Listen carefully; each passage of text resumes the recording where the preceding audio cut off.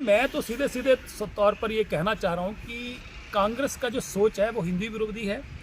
और कांग्रेस पार्टी के जो दिल्ली में कर्णधार बैठे हैं उनको कुंभ में जाने से गुरेज है, उनको राम मंदिर में जाने से गुरेज है। इसके से साफ संकेत जाता है कि उनको हिंदू विचारधारा के ये विरोधी हैं।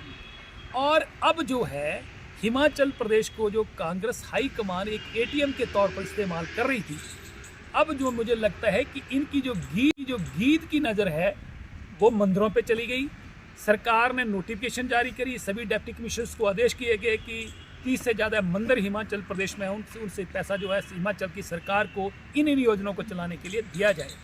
अब मुख्यमंत्री ये स्पष्ट करें कि घोषणा ये जो नोटिफिकेशन करी है सरकार ने करी है, अब मुख्यमंत्री उसको टालने की कोशिश कर रहे हैं। अब ये नेशनल मुद्दा बन गया है और ये पहली बार देखा जा रहा है हिंदुस्तान के किसी स्टेट में ऐसा नहीं हो कि सरकार को चलाने के लिए मंदिरों से पैसा लिया जाए।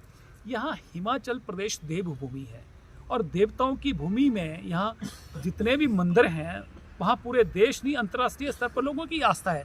और जिस आस्था को लेकर लोग वहाँ पर चढ़ावा चढ़ाते हैं उस पैसे का इस्तेमाल सरकार को चलाने के लिए किया जाए तो मुझे लग रहा है ये हिंदुस्तान के हिंदू विरोधी विचारधारा का प्रतीक है।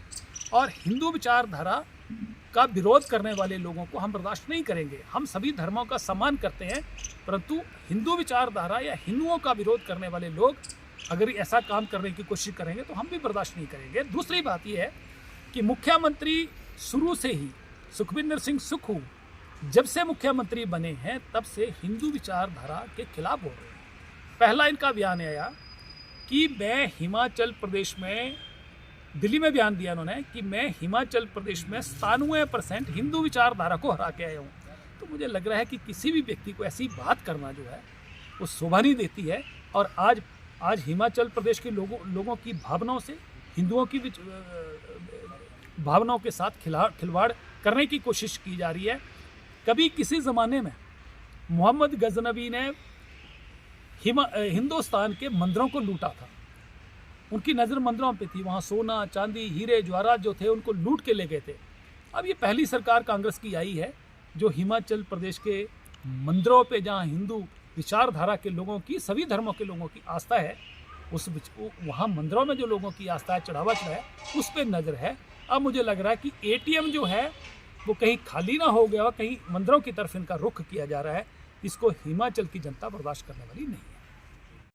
अगर उप मुख्यमंत्री का बयान ये आ रहा है, मैंने भी सुना कि हम मंदिरों का पैसा नहीं जाने देंगे, मंदिरों से पैसा हम सरकार को नहीं देंगे, तो पहली तो बात यह है कि मुख्यमंत्री की विचारधारा और उप मुख्यमंत्री की विचारधारा दोनों अलग अलग हैं। इनका तालमेल ही नहीं है, इनके विरोधाभास है इन्हीं के बयान में, सरकार में कोई तालमेल नहीं है, इनके मंत्रियों में तालमेल नहीं है, इनके विधायकों में तालमेल नहीं है। पार्टी बिल्कुल इनके मंत्री कह रहे हैं कि पार्टी जो है पैरालाइज हो चुका है उसको, और 100 से ज़्यादा 120 दिन के करीब होने वाले हैं, इनकी पार्टी सारी भंग है, पार्टी नहीं है, इनका कोई संगठन नहीं है।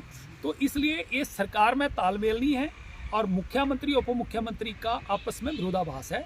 और जहाँ तक दूसरा आपका प्रश्न है कि सरकार ये कह रही कि कोविड के समय 5 करोड़ रुपया जो है वो ज्योतिषित मंदिर से दिया था, तो हम सरकार से पूछना चाहते हैं कि आज हिमाचल प्रदेश में कौन सा संकट आ गया है, कौन सा ऐसा कोविड आ गया है, कौन सी ऐसी आपदा आ गई है जिससे आपकी नज़र जो है, गीत की नज़र जो है मंदिरों की संपत्ति और मंदिरों के लोगों की भावनाओं जो के साथ जो वहाँ पर चढ़ावा चढ़ाया गया है, एक धार्मिक आस्था रखकर जो चढ़ाया गया, उस पर आपकी गीत की नज़र चली गई है। आपके ऊपर कौन सी ऐसी इमरजेंसी सरकार के ऊपर आ गई है?